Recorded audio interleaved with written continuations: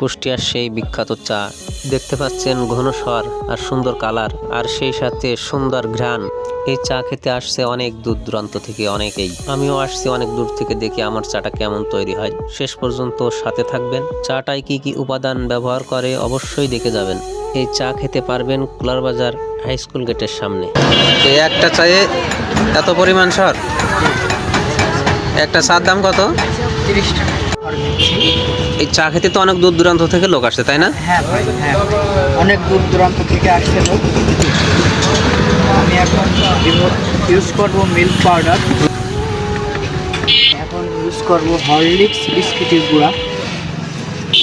বিস্কিটের গুঁড়া, জি।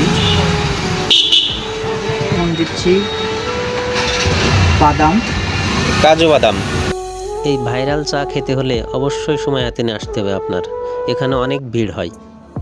ছোট্ট এক দানা লবঙ্গ দিলাম, লবঙ্গ, ছোট্ট 2-3 দানা এলাচের বিচি দিয়ে দিলাম, এলাচের ফল ছোট করে দিল, কিশমিশ দিয়ে দিলাম। তৈরি হয়ে গেল ঝটপট চাটা খাওয়ার উপযোগী, তাই তো? জি। ধন্যবাদ।